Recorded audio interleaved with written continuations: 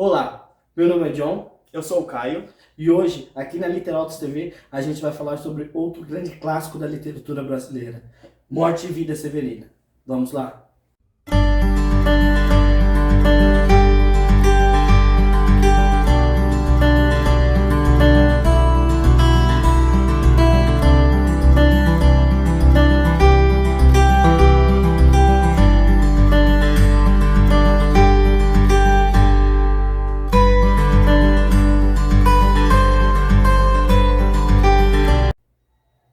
Morte e Vida Severina, de João Cabral Neto, é um texto inicialmente feito para o teatro, que se tornou um dos maiores poemas dramáticos da terceira fase modernista do Brasil. Ela foi escrita em 1944 e finalizada em 1945, ano em que foi publicada. Nesta obra, o autor retrata a vida do sertanejo nordestino brasileiro e sua constante sina de ter que se mudar constantemente, né, devido à seca, para encontrar melhores condições de vida. Sendo assim, o livro trata de um poema que fala sobre os retirantes, utilizando-se de elementos altamente poéticos que se assemelham muito à literatura de cordel, bem como também se fala de questões folclóricas, regionalistas, principalmente do sertão pernambucano, e também utiliza-se muito da antítese sobre a vida e a morte. Os versos desse poema dramático possuem rimas em alguns momentos. Contudo, o autor não se preocupa em rimar sempre. Porém, a métrica dos versos sempre está em redondilha maior, né? Que com 7 sílabas métricas. E é rigorosamente aplicada essa métrica ao decorrer de todo o poema dramático. As questões de vida e morte são retratadas de diversas formas ao decorrer da narrativa, durante a viagem, a jornada, né, do Severino.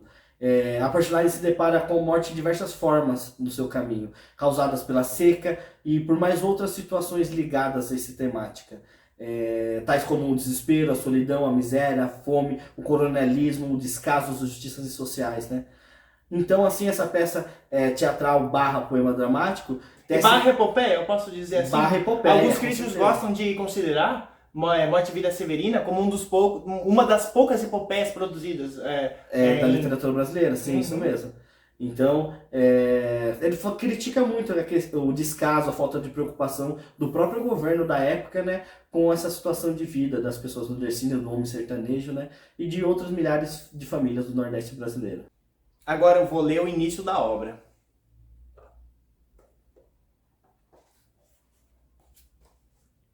O meu nome é Severino, não tenho outro de pia.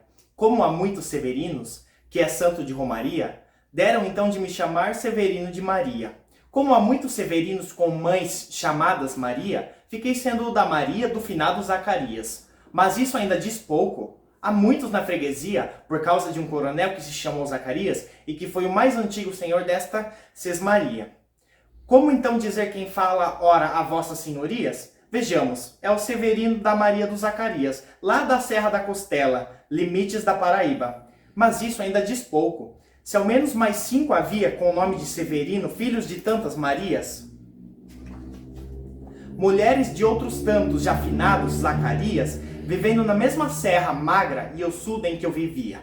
Somos muitos Severinos, iguais em tudo na vida, na mesma cabeça grande que a custo é que se equilibra, no mesmo ventre crescido, sobre as mesmas pernas finas, e iguais também porque o sangue que usamos tem pouca tinta. E se somos severinos e iguais em tudo na vida, morremos de morte igual, mesma morte severina, que é a morte de que se morre de velhice antes dos 30, de emboscada antes dos 20, de fome um pouco por dia, de fraqueza e de doença, é que a morte severina ataca em qualquer idade, e até gente não nascida. Somos muitos severinos, iguais em tudo e na sina. Há de abrandar estas pedras, suando-se muito em cima. Há de tentar despertar terra sempre mais extinta. Há de querer arrancar algum roçado da cinza. Mas, para que me conheçam melhor vossas senhorias, e melhor possam seguir a história de minha vida, passo a ser o Severino que em vossa presença emigra. Para vocês terem ideia, esse trecho todo já fala muito sobre a obra. Primeiro, ele brinca com a questão do próprio título, Morte e Vida Severina. Nesse texto fala de todas as formas que o nordestino, né, acaba morrendo na época da seca no sertão. Além disso, ele fala como também é a vida, né, dessas pessoas. E bem como ele retrata o próprio nome dele, Severino. Por isso que é Morte e Vida Severina, né, a brincadeira com esse nome dele. E para você ver que como a ele há tantos outros no sertão. E essa brincadeira com o próprio nome, existe tantos Severinos e tantas Marias e tudo mais, é justamente para justificar essa questão de que existe tantos outros como ele, né? Entendeu? Não com o nome em si, mas com as mesmas condições de vida.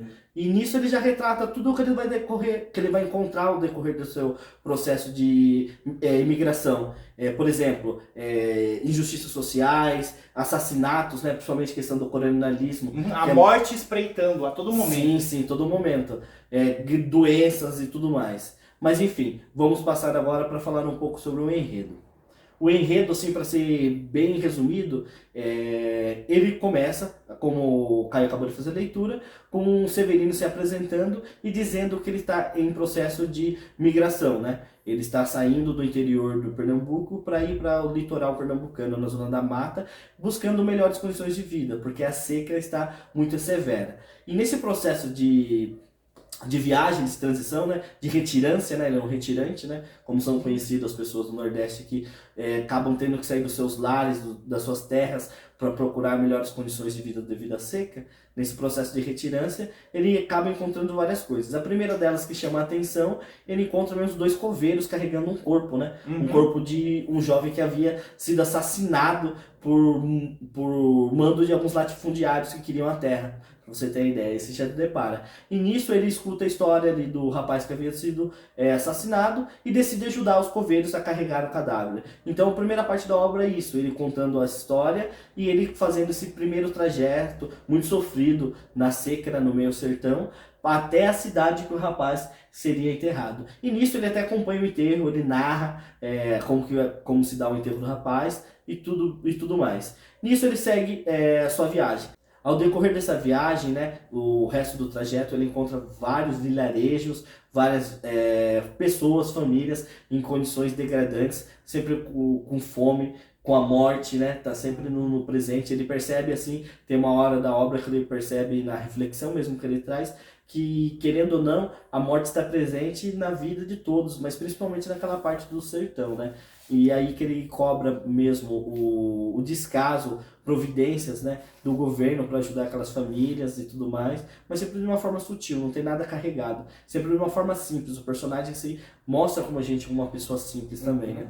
Mas ele percebe a fome, ele encontra situações de famílias que não têm o que comer, de gente adoentada, morrendo com sede e tudo mais. Animais, tem muita parte de animais morrendo, magros. Então ele é um belo retrato acerca da seca, né? E em todo o decorrer desse caminho... Dessa peregrinação, isso mesmo. Ele acaba percebendo, né, que a grande questão mesmo da vida é a morte, que... Pois é, que todo mundo tá como suscetível à morte. E isso acaba deixando ele bem deprimido. Pode falar. Tem até uma passagem que encostado na parede, né, do cemitério, ele ouve os coveiros falando que esse aí veio buscar melhores condições de vida, salário. Mal sabe ele que o povo está morrendo de fome aqui e mal tem espaço no cemitério, né? No cemitério, para enterrar os mortos, né? Não só isso, tem uma parte que ele decide assim, quando ele decide entrar nesse processo de retirância, né? Ele decide seguir o rio. Porque o rio ia desaguar no litoral do Pernambuco, né? Então, tem certo momento, principalmente quando ele está quase chegando, esse rio, por causa da seca, ele vai secando, ele vai sumindo. E ele percebe que até mesmo o rio morre, né? Isso. Então, a morte está presente em vários sentidos, em várias metáforas diferentes. Por exemplo, ele também percebe nesse trajeto dele que, por mais que a morte assole o sertão, a vida das pessoas, né? ela também acaba sendo a salvadora. Por quê? Ele percebe que existe todo um ecossistema, né, econômico em volta da morte. Porque ele percebe que as únicas pessoas que estão realmente empregadas, que têm uma condição de vida um pouco melhor, não que seja boa, são os coveiros, são os médicos, os farmacêuticos, as rezadeiras, tudo está envolvido na morte. Então isso traz uma reflexão a ele acerca da vida, acerca do sentido da vida. Ele fala muito nisso na obra, né? O sentido da vida e por deparar... E se perguntando muitas vezes, essa peregrinação tão difícil faz com que a personagem se questione se vale a pena viver, se vale a pena continuar, porque cada cidade que ele chega, uma após a outra, todo mundo está sofrendo na miséria. E realmente, como você disse, só o único meio de vida que havia era a morte. Pois é a única que dava um retorno financeiro assim, melhor, né, para todos. Mas então ele se pergunta, o sentido da vida também. Tem muita questão do sentido da vida. E de tanto se deparar com a morte, com essas situações, com a injustiça social e tudo mais, ele acaba, tipo, achando que a vida não tem sentido, a não ser a morte. A morte é o sentido da vida, que a gente só veio ao mundo mesmo para morrer e pronto. Então ele fica totalmente pessimista, ele fica entristecido. Então, assim que Severino chega à Zona da Mata, mesmo ele se deparando com o verde novamente, o rio ganhando vida novamente, né? Ele ainda está bem pessimista, né? Abatido, bem extremamente cansado. Desiludido, triste, né? Por tudo aquilo que ele encontrou no caminho. Mas mesmo assim, por ver a natureza ganhando vida novamente, percebendo que tudo se renova, né? Que ainda ele sente um pouco de esperança, apesar de ele estar com esse lado pessimista, né? Enfim, aí ele chega na Zona da Mata, no litoral pernambucano, mas aí que ele se depara, que percebe que mesmo ali ele não tem chances, mesmo ele não buscar melhores condições de vida ali, num suposto lugar que teria mais oportunidade, pelo conhecimento dele, por tudo que ele tinha, por estar numa classe menos favorecida, falta de conhecimento, por ser sertanejo, ele não tem chances ali também não tem condições de vida para ele. O que ele vê na paisagem, e cidade após cidade, a repetição da morte e do sofrimento. Da seca, da poeira, né? Uhum. E chega ali, ele percebe também que não tem condições de vida, e aí que ele decide, de uma vez por todas, acabar com aquele sofrimento. Como ele estava se perguntando qual era o sentido da vida, e se deparou tanto com a morte na sua retirância... Caribe. Então, ao perceber que não existe melhores condições de vida, nem mesmo no litoral pernambucano, Severino, então, decide tirar a própria vida. Ele se dirige ao rio Capibaribe e decide se jogar, né? Porque ele não vê sentido algum na vida. Ele pensa que o único sentido que ele encontrou em todo o caminho de retirância dele é a morte. Então ele passa a acreditar, né, com essa visão pessimista, desiludido, que a morte é a melhor solução, o melhor caminho para uma condição de vida melhor, né? Então, assim que ele decide se jogar no rio, né, se matar, ele encontra o carpinteiro. E é outro personagem importante que aparece, justamente para fazer o papel de mentor, né, cara? Uhum. Dele. E eles começam a dialogar, né? Porque o carpinteiro quer saber o que está acontecendo na vida do Severino, porque ele está pensando em se suicidar. O Severino conta um pouco sobre a história dele, sobre a retirância e tudo mais, que estava à procura de melhores condições de vida. E o carpinteiro realmente concorda com ele que ali não tem melhores condições de vida mesmo, né? Eles têm um diálogo sobre isso, e ele fica ainda procurando qual que é o sentido da vida, então, porque não fazia sentido, por isso que ele ia se matar, né? E ele pergunta ao carpinteiro, qual que é o sentido da vida, qual que é o sentido da vida, e nem mesmo esse carpinteiro sabe responder. Mas ele vai servir de peça fundamental ao Severino na compreensão de que a vida ainda pode valer a pena, né, Leno? Sim, realmente, porque o carpinteiro fica sem palavras, não sabe explicar para ele. E no fim chega a notícia, né, que o filho desse carpinteiro havia nascido, né? Então, com essa notícia da renovação da vida de uma criança, o Severino acaba, digamos, chegando à reflexão que o próprio sentido da vida é isso, é a própria vida, é a renovação da vida, é a força que a vida tem sempre de se renovar, né? Então, finalmente, depois dessa notícia, né, do nascimento do filho do carpinteiro, eles seguem até a casa do carpinteiro, né, onde a criança acabou de nascer, os vizinhos chegam, trazem muitos presentes, e encerra o enredo ali nesse sentido, né. Mas essa parte do enredo se chama Alto de Natal e faz uma alusão diretamente, né. Sim, o carpinteiro chama-se José, e essa criança que representa a vontade de viver, que representa, como Jesus Cristo, renascimento, né? Representa exatamente o renascimento. representa o renascimento. Da fé, da vida. E essa parte, o Alto de Natal é uma parte belíssima do livro, né? Já assim, se encaminhando para a conclusão. Uhum. E inclusive aos reis magos, que seriam são os vizinhos do carpinteiro, e duas ciganas que vão levar presentes para o menino, né? Como se fossem os três reis magos. Uhum, é isso mesmo. E aí acaba, a parte do enredo praticamente é essa. Vamos passar então para a análise de tempo, espaço, narrador e linguagem. Bom, o narrador, como no começo da análise a gente falou, é o próprio Severino, ele que conta a sua história, né? através de versos, né? Como a gente falou, também é considerado um poema épico, dramático. Exatamente, né? poema. Uma epopeia, né, brasileira. Uhum. E aí ele conta todas as suas histórias, não tem muito, digamos assim, recursos além desse, além de estar em redondilha maior, algumas rimas, e ele utilizava bastante de frases típicas regionalistas, né, do povo nordestino e tudo mais.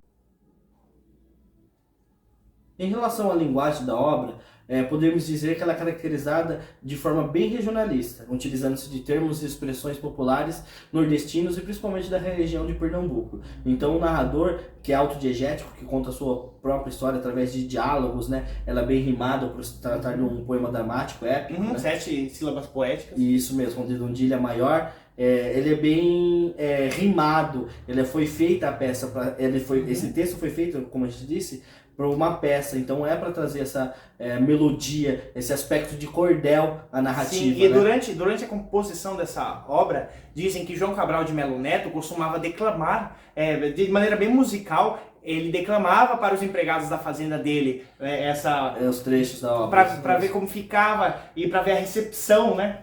Dessa história, né? E em relação ao tempo, não existe elementos, ou seja, datas que determinem o tempo específico onde o enredo passa. Mas dá para saber que a narração dos fatos segue uma ordem cronológica, né? Respeitando a ordem dos acontecimentos e da jornada de retirância de Severino. O que geralmente é próprio mesmo da literatura de cordel, né, Leno? Sim, sim. Que é o poema simples e diversos populares, né? Isso mesmo, bem característico.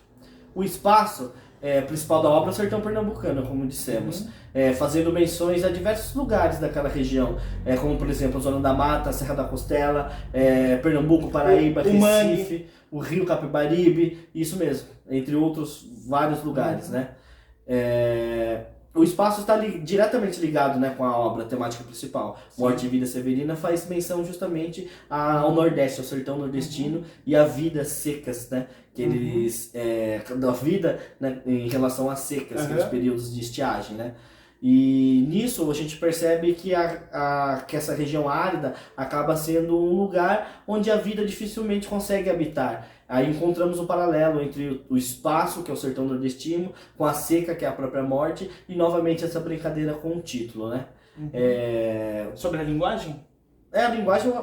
Um fato interessante é que a questão do Severino, ele começa como um personagem, né? O Severino começa com um substantivo próprio, o nome de Severino, aí depois ele passa a se tornar um adjetivo, uma vida severina. Morte e vida severina, né? Essa transformação, todos são severinos. Então essa obra retrata um coletivo, de maneira coletiva, como todos são severinos. E ele se torna, por isso que muitas vezes é comparado à epopeia, que se torna um povo, esse povo retirante, nordestino, o severino, que vive uma morte, uma vida severina. Isso mesmo. Engloba toda a situação, mesmo de retirância, de seca, de abandono, presente na vida dessas pessoas, principalmente naquela época. Morte e Vida Severina torna-se extremamente relevante e requisitada nos vestibulares do país. Porque João Cabral de Melo Neto é o considerado arquiteto das palavras. Ele conseguiu construir ali de maneira belíssima toda uma imagem, uma representatividade de um povo e um coletivo, com uma força sublime, não é, Leno? Isso mesmo. Essa obra ela é importante para a literatura brasileira devido a essa construção poética que o autor faz através do drama da vida dos retirantes, né? Abordando questões da situação miserável dos nordestinos e como eles sofrem assim com as secas e o descaso dos governantes. Severina, por que será que morte vem antes de vida? Porque como a gente já viu, a morte parece que é mais importante que a vida. Está mais presente. Porque mesmo a vida, quando consegue ser realizada, mesmo de maneira difícil, ela está permeada de morte, ou então ela subsiste pela morte. Sim, então o título carrega em si um grande significado por toda a obra. Mas as questões principais mesmo é isso, é por se tratar da terceira fase do modernismo brasileiro, por trazer essa temática regionalista, essas denúncias sociais, né, englobando todas as dificuldades de vida, problemática, né, que estava presente na sociedade do povo nordestino. Sim, e é interessante, devido ao paralelo que estabelece com a literatura de cordel, e principalmente por representar uma coletividade dentro de um poema até épico. Épico, sim, sim, isso mesmo. E justamente também por ser uma obra extremamente difícil, porque ela é feita em redondilha maior, né, com os planos, 7 sílabas silábicas, com rimas, e toda a narrativa é feita dessa forma. Não é à toa que João Cabral de Melo Neto é considerado o arquiteto das palavras, realmente. Isso mesmo, principalmente na poesia, entendeu? Ele trabalhava com tanto esmero, tudo a construção poética, ele estudava realmente sílaba e tudo mais. Ele não era parnasiano, né? Não era, mas ele sabia trabalhar, se tivesse que trabalhar com métrica, com rimas e tudo certinho, sim, ele fazia. Mas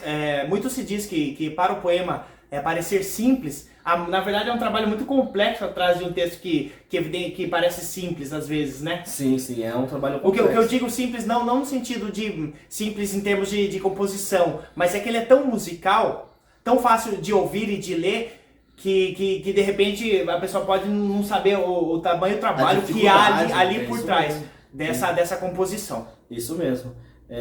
Então o realismo retratado através desse poema dramático, né, é uma espécie ao ódio, ao pessimismo, e que por retratar essa questão de morte, mas mesmo assim ele carrega consigo uma mensagem de esperança, mesmo, principalmente no final, mesmo em toda essa questão de denúncia, da questão da seca, da vida sofrida dos nordestinos, no final ainda acaba até com uma mensagem em si de esperança. Isso retrata a força do povo nordestino, toda essa capacidade de se renovar, de migrar, né, de se retirar, de buscar sempre melhores condições de vida, de lutar pela existência. Por mais que seja triste essa visão, esse exalta essa força mesmo. Apesar dos pesares, a vida vale a pena. Sim, com certeza, né? Então, essa obra é muito importante e cai muito nos vestibulares, por quê? Porque ela está englobada na terceira fase do modernismo, né? A geração de 1945, que é quando os modernistas voltam-se para as preocupações sociais e muitas vezes para as denúncias, né? Principalmente de temáticas regionalistas. Isso por quê? Primeiramente, como no Morte e Vida Severina, que retrata muito o Nordeste, isso está muito ligado ao contexto histórico. Justamente por causa da época, né? Por causa da Grande Seca, porque o Nordeste passou por um momento de Grande Seca, né? Que é de 1915, né? A 1930. Isso, 15 anos de seca, né? E por isso, a situação, né, de vida, a condição de vida piorou muito naquela região.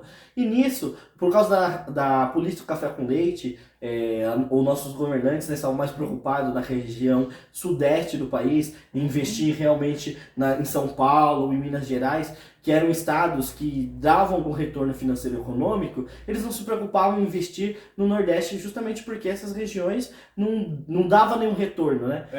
Não tinha de onde extrair. Não tinha como plantar café, não tinha como extrair nada. Por isso, essa parte do nosso país, essa parte do território brasileiro, acabou sendo deixada muito de lado. E aí que muitos escritores dessa época, justamente por serem do Nordeste e virem de lá para cá, né, para a região sudeste, acabam trazendo nas suas obras literárias, nas suas composições artísticas, essa temática, em forma de denúncia, né? E por isso, esse aspecto de denúncia passa a ser bem englobado na geração modernista da terceira fase, né? Justamente por expor essas madelas da sociedade, digamos, injustiças sociais, né? Principalmente da região nordeste do nosso país. E nisso até porque não existiam muitos autores vindo do Nordeste antes dessa geração, né, antes do modernismo, para expor, para trazer essa reflexão, esse ponto de vista, para denunciar essas justiças, né, que aconteciam naquela região. Então a obra trata da terceira geração modernista, por isso é importante, e que carrega consigo também bastante marcas da oralidade. Por isso do regionalismo muito presente nessa terceira fase. Sim, expressões idiomáticas e tudo mais. Então a obra é permeada pela linguagem, pelo contexto histórico e também pela composição, né? Como a gente falou, é praticamente uma epopeia brasileira, né? Versada, digamos, espécie de os Lusíadas brasileiros do povo nordestino. E não é à toa que João Cabral de Melo Neto é considerado como o arquiteto das palavras, né? Porque ele trabalha muito em seu texto, na sua composição literária, a estrutura, ele trabalha muito bem. Por mais que às vezes possa parecer simples, por fato da questão regionalista, de usar vocabulários, linguajares mais popular, né? Tem todo um trabalho dificílimo por trás da construção desses textos, como é o caso do Morte e Vida Severina, que é feito em redondilha maior, né? Com 7 sílabas métricas, todo com um esquema certo de rimas entre elas. Alguma recomendação, Lennon? Sim, claro, com certeza. No próprio YouTube tem uma animação muito boa, né, de Morte e Vida Severina, que é uma ótima adaptação, que serve muito bem para você entender todo o enredo da história. Tá certo que ela não tá, digamos assim, totalmente fiel ao texto original. É uma adaptação um tanto livre. Tanto livre, mas é bem fiel. Por exemplo, eu quis dizer a diferença é que ela não traz esse aspecto teatral, porque a obra é dividida em atos e tudo mais, realmente como se fosse uma peça de teatro, né? E não é à toa que essa peça foi representada em muitos teatros brasileiros e ganhou prêmios e tudo mais, rodou o país, foi até apresentada fora do nosso país, né?